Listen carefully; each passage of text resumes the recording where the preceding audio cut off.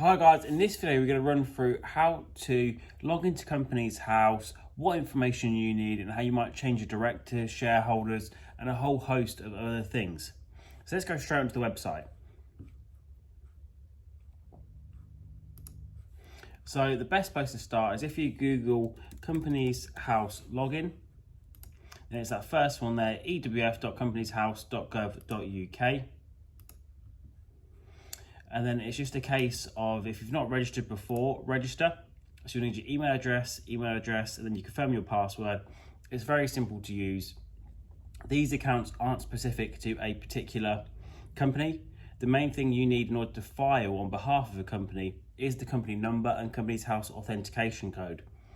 The company's number you can get from Companies House. So if you just go to, we go to beta.companieshouse, and if we just type in, for instance, JSM, we can go to any of these companies here and you can find the company number just there. So you need that to log into Companies House, and you also need the Companies House authentication code. This is a 6-digit unique number.